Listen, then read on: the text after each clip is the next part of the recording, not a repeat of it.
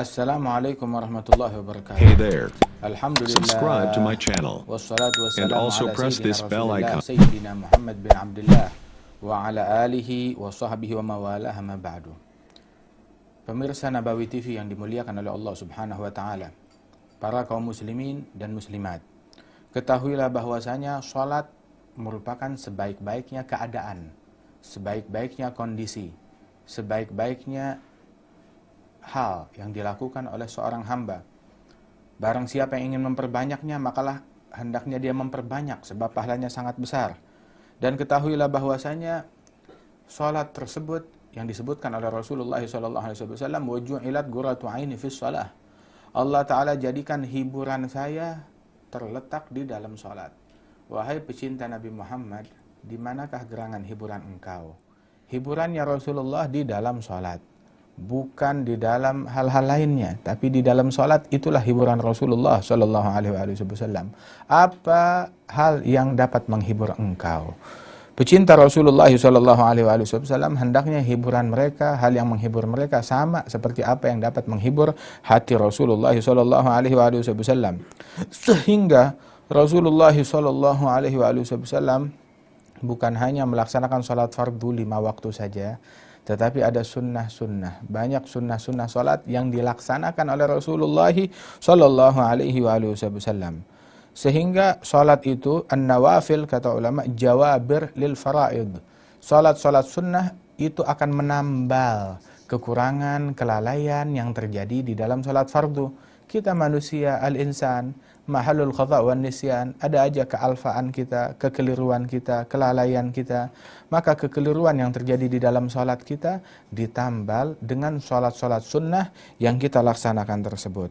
Namun barang siapa yang di dalam salatnya hanya fardu saja, tidak ada yang sunnah, maka bolong dan kebocoran tersebut akan ditambal dengan apa kalau bukan dengan salat sunnah ini?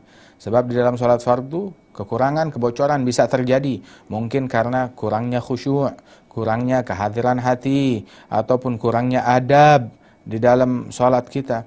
Sampai-sampai disebutkan bahwasanya awal syai'in yuhasabu yaumal qiyamah. Hal yang pertama yuhasabul abd yaumal qiyamah, hal pertama yang di mana seorang hamba dihisab, diperhitungkan di hadapan Allah Ta'ala besok di hari kiamat adalah tentang salatnya dulu. Salat yang pertama dihisab, salat yang pertama diadili. Kalau itu benar, maka semuanya akan menjadi baik, akan menjadi lancar. Tapi kalau di situ terjadi problem, maka semuanya akan menjadi problem, akan menjadi bencana, akan menjadi bahaya. Kalau seandainya salatnya itu ada kekurangan, ada kebocoran di dalam salatnya, ada kebocoran adab, ada kebocoran khusyuk, ada kebocoran kehadiran hati, maka dikatakan unzuru hal lahu min nafilah tukmal biha salatuh. Coba periksa apakah hamba ini dia ada salat sunnah untuk melengkapi atau untuk memenuhi atau mengembalikan kebocoran dalam salat fardunya itu. Kalau seandainya ada salat nafilah, maka akan ditambal kebocoran-kebocoran tersebut. Nah, ini salat-salat sunnah itu ada macam-macam. Yang dikenal pertama ada salat rawatib atau salat qabliyah dan salat ba'diyah. Salat qabliyah itu semua salat memiliki salat qabliyah. Semua salat memiliki qabliyah. Sebab kata Rasulullah sallallahu alaihi wasallam, baina kulli adzanain salatun liman syaa. Antara azan dan iqamah, antara azan dan qamat itu ada salat sunnah. Bagi siapa? Bagi yang mau, bagi yang berkehendak. Ini hanyalah sunnah, kata Rasulullah sallallahu alaihi wasallam. Karenanya semua salat fardu yang 5 waktu itu semuanya punya qabliyah. Qabliyah subuh 2 rakaat, qabliyah zuhur 2 rakaat, atau juga boleh sampai 4 antara muakkadah wa ghair muakkadah. Kemudian qabliyah asar 4 rakaat, qabliyah maghrib 2 rakaat, qabliyah isya 2 rakaat. Semua salat fardu memiliki qabliyah. Adapun ba'diyah itu tidak ada yang namanya ba'diyah subuh, tidak ada yang namanya ba'diyah asar. Subuh dan asar tidak ada ba'diyah, yang lain semuanya ada.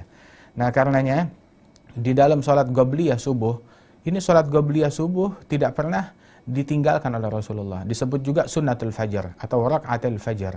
Itu salat qabliyah subuh, kata Rasul sallallahu alaihi wasallam, rakaatul fajri khairum minad dunya wa ma fiha.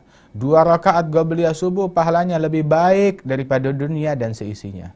lebih baik daripada pahala dunia dan seisinya. Dunia seisinya itu bagaikan sayap nyamuk. Maksudnya apa? Ulama menafsirkan hadis ini. Artinya seandainya seseorang memiliki dunia seisinya dari yang halal, dan dia infakkan dunia seisinya yang halal tadi kepada hal yang halal, maka pahala infaknya dari yang halal kepada yang halal dari dunia seisinya itu mau dibandingkan dengan pahala qobliyah subuh, pahalanya lebih besar daripada itu semua. Nabi Muhammad tidak pernah meninggalkan sholat qobliyah subuh, dan biasanya ketika sholat sunnah qobliyah subuh Rasulullah membaca di rakaat pertama Qul ya ayyuhal kafirun, dan rakaat kedua setelah Al-Fatihah membaca sholat Al-Ikhlas Qul huwallahu ahad. Dan kemudian juga sholat sunnah qobliyah subuh ini nggak pernah ditinggalkan oleh Rasulullah sallallahu alaihi wasallam. Dan ada lagi yang namanya sholat qobliyah zuhur, 2 rakaat, tapi juga afdalnya 4 rakaat antara muakkadah bersama ghair muakkadah. Itu disebutkan bahwasanya barang siapa yang melazimkan sholat 4 rakaat sebelum zuhur dan sholat 4 rakaat sunnah setelah zuhur, Allah Ta'ala haramkan kulitnya untuk tersentuh oleh api neraka. Nabi Muhammad pernah ditanya tentang salat qabliyah zuhur. Ketika masuk waktu zuhur, Nabi salat qabliyah. Ditanya tentang hal itu, maka Rasulullah menjawab bahwasanya innaha sa'ah tuftahu fiha abwabus sama' fa ahbabtu an yurfa'ali fiha amalun salih. Ini adalah saat di mana Allah Ta'ala bukakan pintu langit bagi hambanya. Ini saatnya dibukakan pintu langit. Maka saya ingin di awal waktu zuhur, saat dibukakan pintu langit, ada amal soleh dari saya yang diangkat keharibaan Allah Subhanahu wa Ta'ala. Ini salat qabliyah dan ba'diyah zuhur. Ada lagi yang namanya qabliyah asar. Wahai saudara-saudara sekalian, kita tidak berjumpa dengan Nabi Muhammad. Kita tidak bertemu dengan Nabi Muhammad sallallahu alaihi wasallam. Tapi kira-kira doa Nabi Muhammad manjur atau tidak? Udah pasti doa Nabi Muhammad manjur. Kalau kita walaupun tidak berjumpa dengan Rasulullah, tapi kita ingin kebagian doanya Rasulullah, laksanakanlah sholat qabliyah asar, sehingga kita kebagian doanya Nabi Muhammad. Apa doanya Nabi Muhammad? Nabi bersabda dalam doanya, rahimallahum ra'an shalla arba'an qabla al-asr. Ya Allah, berikan rahmatmu kepada seseorang yang sholat 4 rakaat sebelum asar. Dia sholat qabliyah asar 4 rakaat, didoakan oleh Rasulullah agar orang itu mendapatkan rahmat dari Allah Subhanahu wa Ta'ala. Nanti pun, sore nanti kita bisa mendapatkan doanya Rasulullah. Besok pun kita bisa mendapatkan doanya Rasulullah, manakala kita melaksanakan sholat qabliyah asar yang 4 rakaat tersebut. Kemudian juga Rasulullah sallallahu alaihi wasallam melaksanakan qabliyah maghrib dan ba'diyah maghrib, dan ketika salat ba'diyah maghrib sekalian juga Rasulullah melaksanakan salat awabin. Rasul sallallahu alaihi wasallam bersabda di dalam hadis bahwasanya 6 rakaat bainal maghrib wal isya adalna man shalla 6 rakaat bainal maghrib wal isya la yatakhalal bainahunna bikalamin adalna ibadah 12 sanah. Barang siapa yang sholat 6 rakaat antara maghrib dan isya, dia sholat 6 rakaat, boleh 2, boleh 2, 4, bisa diniatkan ba'diyah. Barang siapa yang sholat antara maghrib dan isya sebanyak 6 rakaat, yang penting tidak diselingi dengan pembicaraan duniawi, maka dia mendapatkan pahala seperti pahala ibadat selama 12 tahun, kata Rasulullah SAW. Kemudian lagi ada yang namanya sholat qabliyah isya. Rasulullah menyebutkan di dalam hadis bahwasanya man shalla raka'atain qabla al-isya bata wallahu anhu radin. Barang siapa yang salat 2 rakaat sebelum isya, maka dia tidur bermalam pada malam hari itu sedangkan Allah dalam keadaan ridha terhadapnya. Qabliyah isya ini disebut salat ridha, sunnatul ridha. Sebab yang melaksanakannya mendapatkan keridhaan dari Allah Subhanahu wa Ta'ala. Dan sholat ba'diyah isya itu pun juga pahalanya besar. Bahkan itu setelah isya itu ada sholat 4 rakaat, boleh diniatkan witir, di mana ketika dia melaksanakan hal tersebut boleh dia niatkan witir atau nafil mutlak. Setelah sholat isya dia sholat 4 rakaat, kata Rasulullah, 4 rakaat ba'dal isya kamitslihinna fi lailatul qadar. 4 rakaat setelah sholat isya, pahalanya itu seperti 4 rakaat di malam Lailatul Qadar. Lailatul Qadri khairun min alfi syahr. Malam Lailatul Qadri bagaikan lebih baik daripada 1000 bulan. 1 bulan 30 hari, 1000 bulan 30.000 hari. 1 rakaat di malam Lailatul Qadar bagaikan 30.000 rakaat di malam-malam lainnya. Kalau 4 rakaat sama dengan 120.000 rakaat. Hanya dengan 4 rakaat yang kurang dari 5 menit tersebut kita bisa mendapatkan pahala yang besar dari Allah Subhanahu wa Ta'ala. Ini tentang salat qabliyah dan salat ba'diyah. Di antara sholat sunnah yang tidak pernah ditinggalkan oleh Rasulullah SAW adalah sholat witir. Sholat witir kata Rasulullah, Innallaha witrun yuhibbul witra. Allah Ta'ala Maha Esa dan Allah Ta'ala menyukai sholat witir apabila dikerjakan oleh hambanya. Fa'autiru ya ahlal Qur'an, kata Nabi Muhammad. Wahai para ahlinya Al-Qur'an, wahai para umat yang menerima Al-Qur'an, laksanakanlah sholat witir tersebut. Dan ketahuilah bahwasanya Rasulullah juga bersabda di dalam hadis, al-witru haqqun, faman lam yutir falaysa minna. Salat witir adalah hak, adalah benar. Barang siapa yang tidak melaksanakan salat witir maka bukan bagian dari kami. Salat witir adalah sebuah keharusan, kata ulama. Barang siapa yang tidak melaksanakan salat witir bukan bagian dari kami. Dalam mazhab Syafi'i salat witir sunnah yang sangat dianjurkan. Yang meninggalkan witir hukumnya makruh. Namun ada ulama dari madhab yang lain yang menyatakan sholat witir hukumnya wajib. Barang siapa terbit fajar sedangkan dia belum sholat witir maka dia berdosa. Itu menurut pendapat ulama yang lain. Tapi sebuah kaidah dalam usul fikih dalam madhab, magila biwujubi fatarkuhu makruh. Hal-hal yang dikatakan oleh ulama lain kalau itu wajib, walaupun dalam madhab kita itu tidak wajib, maka kalau ada ulama yang bilang itu wajib, kalau ditinggalkan, maka hukumnya makruh. Jangan tinggalkan salat witir, sebab Rasulullah SAW tidak pernah meninggalkan salat witir. Salat witir minimal 1 rakaat, tapi mau sedikit namun sempurna. Sedikit namun sempurna. Adna kamal, minimal sempurna adalah 3 rakaat. Kalau 1 rakaat itu minimal tapi tidak sempurna. Dan makruh tiap hari sholat witir cuma 1 saja.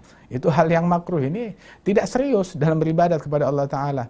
Tapi minimal dan sempurna 3 rakaat. Dan yang lebih afdal 5 rakaat lebih afdal, 7 rakaat lebih afdal, 9 rakaat lebih afdal. Dan yang paling afdal daripada sholat witir adalah 11 rakaat. Seperti yang dikerjakan oleh Rasulullah SAW. Dan ketika dia sholat witir, yang ganjil itu, dia tutup hendaknya dengan 3 rakaat. Dalam 3 rakaat itu dia sholat 2, 1 atau boleh juga sekaligus, tapi 2 dan 1 itu yang banyak dikerjakan. Rakaat pertama setelah Fatihah baca Sabbihisma rabbikal a'la, surat Sabbihisma. Kemudian yang kedua setelah Fatihah dia baca Qul ya ayyuhal kafirun.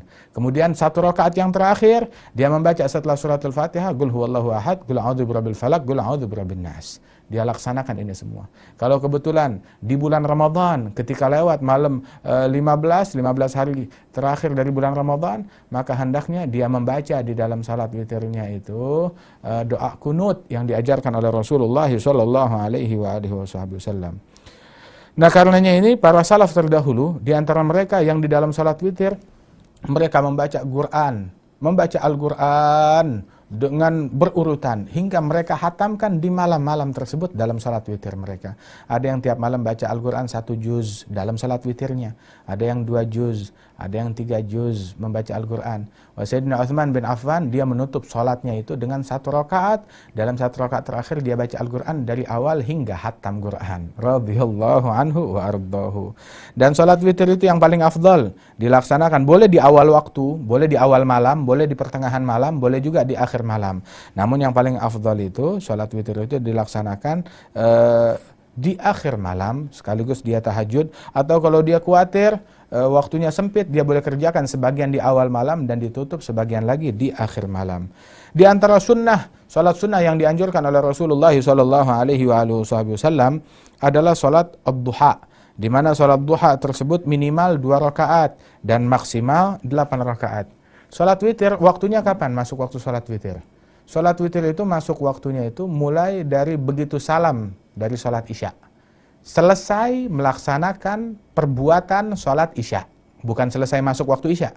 Selesai melaksanakan perbuatan salat isya, salam dari salat isya, sudah masuk waktu witir. Hingga subuh, begitu terbit subuh, berakhir waktu witir. Seandainya dia sampai jam 11 malam belum salat isya, maka belum masuk waktu witir. Tapi kalau dia sudah sholat isya jam 8, jam 7 malam, begitu azan sudah selesai sholat isya jam 7 malam, maka dia sudah boleh sholat witir. Jam 11 malam belum selesai sholat isya, belum masuk waktu witir. Waktu witir masuknya setelah selesai salam dari sholat isya, masuk waktu witir dan berakhir ketika terbit subuh. Adapun sholat duha masuk waktunya itu ketika terbit matahari 16 menit atau 4 derajat falakiyah, ataupun juga dengan kadar 1 tombak setelah terbit matahari, atau lebih kurang 16 menit setelah terbit matahari. Setelah syuruk, 16 menit setelah terbit matahari, masuklah waktu sholat duha. Sampai kapan waktu duha? Sampai ketika masuk waktu zuhur, berakhir sudah waktu sholat duha. Habis sudah waktu sholat duha. Nah, waktu duha itu yang paling waktunya antara ketika syuruk, 16 menit setelah syuruk sampai zuhur. Dan yang paling afdal melaksanakan sholat duha adalah rub'un nahar. Ketika berlalu dari waktu itu seperempat hari. Seperempat hari. Misalkan matahari dimulai dari pukul 6, berakhir pada pukul 6. Seperempatnya itu adalah sekitar pukul 9. Seperempat hari. Itu yang paling afdal melaksanakan sholat duha ketika sudah masuk seperempat hari. Kemudian juga sholat duha minimal 2 rakaat. Dan yang maksimal paling banyak 8 rakaat, wa huwa afdal. Itu yang paling afdal. Sebagian ulama mengatakan boleh melaksanakan sholat duha hingga 12 rakaat. Namun yang paling afdal adalah melaksanakannya sebanyak 8 rakaat. Dan waktu yang paling afdal untuk melaksanakan sholat duha adalah rub'un nahar, atau sekitar jam 9 pagi kalau di waktu kita di Indonesia ini. Di dalam hadis Rasulullah SAW beliau bersabda, setiap persendian manusia itu harus dibayar. Nah, harus dibayar uang pelancarnya. Kalau sekarang itu ada pungutannya, ada pungutan. Tapi ini pungutan resmi, bukan pungutan liar. Setiap persendian manusia, kita ini punya sendi.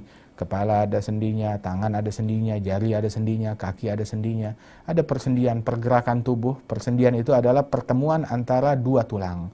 Nah, setiap persendian itu harus ada pungutannya yang harus kita bayar upahnya kepada Allah Subhanahu wa taala per hari. Harus kita bayar, harus disedekahkan. Namun dimudahkan oleh Allah taala, setiap kali engkau mengucapkan subhanallah, pahala sedekah kata Rasulullah. Tiap kali kullu tahmidatin, setiap kali ucapan hamdalah, alhamdulillah, ada ditulis 1 sedekah. Tiap ucapan la ilaha illallah ditulis sedekah. Tiap ucapan Allahu akbar ditulis sedekah. Ketika orang melakukan amar ma'ruf, memerintahkan yang baik, dapat pahala sedekah. Ketika seseorang nahi mungkar, mencegah dari yang mungkar, ditulis sedekah. Tapi hitung, memang berapa sih jumlah persendian kita? Persendian manusia, totalnya itu ada 360 persendian. 360 persendian. Jadi kalau kita mau hitung tuh banyak sekali. Jadi mudahnya bagaimana? Mudahnya adalah kata Rasul SAW, nah itu tadi, setiap kali subhanallah, alhamdulillah, Allahu akbar, ataupun kita bersedekah itu semuanya satu. Masih sisa 300 sekian yang belum kita laksanakan. Tapi kalau mau mudah, wa yujzi'u min dzalika rak'atan yarka'uhuma minad duha. Yang bisa menebus itu semua 2 rakaat yang kau laksanakan di waktu duha itu bisa menebus kewajiban untuk membayar, ya, keharusan untuk membayar sedekahnya itu. Barang siapa yang menjaga 2 rakaat atau 4 rakaat dari sholat duha, maka diampuni dosa-dosanya oleh Allah Ta'ala, walaupun dosanya sejumlah buih yang ada di lautan. Kemudian juga sholat duha itu disebutnya juga sholat awwabin di siang hari. Seperti sholat antara maghrib dan isya, sholat awwabin, sholat duhanya pun juga disebut sholat awwabin. Mengapa? Sebab umumnya pada waktu maghrib dan isya banyak orang lalai dari Allah. Di waktu duha juga banyak orang lalai dari Allah Ta'ala, hingga orang yang melaksanakan sholat di waktu-waktu tersebut disebut awwabin, orang yang ingin merujuk, ingin kembali kepada Allah Subhanahu wa Ta'ala. Dan ketahuilah bahwasanya di antara yang disunahkan dari sholat sunnah itu adalah sholat tasbih. Sholat tasbih itu 4 rakaat. Totalnya dia harus mengucapkan subhanallah, alhamdulillah, wa la ilaha illallah, Allahu akbar. Di seluruh sholat tasbih yang 4 rakaat itu dia membacanya sebanyak 300 kali. 300 kali dibagi ke dalam 4 rakaat. Dan diajarkan oleh Rasulullah SAW, Nabi mengajarkan sholat tasbih itu kepada paman beliau yang bernama Sayyidina Abbas bin Abdul Muttalib. Itu kata Rasulullah, barang siapa yang melaksanakan sholat tasbih, diampuni dosa-dosa dia yang terdahulu dan juga dijaga daripada yang akan datang. Itu Rasulullah bilang kepada Sayyidina Abbas, "Shalliha fi kulli yawm, au fi kulli jum'ah, au fi kulli syahr, au fi kulli sana, au fil umr marrah." Laksanakan salat tasbih setiap hari, atau setiap Jumat, atau setiap bulan, atau setiap tahun, atau seumur hidup 1 kali, enggak apa-apa, yang penting laksanakan salat tasbih. Bagaimana salatnya? Itu ulama bilang salat tasbih itu sangat mujarab untuk dikabulkan hajat. dari Allah Subhanahu wa taala. Kalau seandainya sholatnya di malam hari, hendaknya sholatnya itu 2 kali salam. Atau seandainya sholatnya itu di siang hari, boleh sekaligus dengan 1 salam, 4 rakaat dengan 1 salam. Kalau di malam hari 2 rakaat salam, 2 rakaat salam. Caranya itu ada caranya. Yang pertama, setelah dia takbiratul ihram, dia baca doa iftitah, kemudian dia baca subhanallah, alhamdulillah, wa la ilaha illallah, Allahu akbar 15 kali. Terus dia baca suratul Fatihah, dan setelah itu baca surat setelah Fatihah. Lantas dia baca lagi subhanallah, alhamdulillah, wa la ilaha illallah, Allahu akbar 10 kali. Kemudian dia ruku'. Waktu ruku' dia baca zikir tersebut 10 kali. Kemudian waktu dia i'tidal, dia ngangkat dan i'tidal, baca 10 kali zikir yang sama. Dia sujud, baca 10 kali zikir yang sama. Duduk antara 2 sujud 10 kali. Sujud berikutnya dia baca 10 kali. Nah, itu totalnya sudah 75 kali. Untuk 1 rakaat 75 kali. Dan ketika dia bangkit, dia bangkit sebelum membaca surat Fatihah, dia baca 15 kali, dan begitu seterusnya hingga akhir. Dan ada lagi kaifiyah yang lain. Nah, karenanya itu laksanakan sholat tasbih ini minimal, kalau kita bisa membacanya setiap hari atau setiap Jumat atau setiap bulan atau setiap tahun atau seumur hidup sekali. Adapun orang yang ingin menempuh jalan akhirat, ingin fokus di dalam mengejar akhiratnya, paling tidak laksanakan setiap Jumat atau 1 pekan sekali atau minimal 1 bulan sekali bagi seorang salik yang ingin menempuh jalan mengenal kepada Allah Subhanahu wa taala. Di antara hal yang sangat dianjurkan adalah memakmurkan waktu antara maghrib dan isya. Al-kunuz kullal kunuz fil ihya ma bainal maghrib wal isya. Merupakan harta karun yang besar berupa pahala dari Allah Ta'ala bagi orang yang menghidupkan waktu antara maghrib dan isya. Waktu antara maghrib dan isya, kita punya tugas. Tugas kita antara maghrib dan isya, antara kita sholat atau membaca Al-Quran atau berzikir atau hadir majelis ilmu atau bersolawat dan lain sebagainya. Dan juga tadi telah disebutkan, barang siapa yang sholat 6 rakaat antara waktu maghrib dan isya tanpa diselingi dengan pembicaraan antara 6 rakaat itu, mendapatkan pahala yang sama seperti pahala ibadat selama 12 tahun. Dan barang siapa dalam hadis yang lain yang melaksanakan sholat antara maghrib dan isya sebanyak 20 rakaat, Allah Ta'ala bangunkan baginya sebuah istana di surga. Laksanakan walaupun seumur hidup sekali daripada 20 rakaat antara maghrib dan isya ini, agar kita punya istana di surganya Allah Subhanahu wa Ta'ala.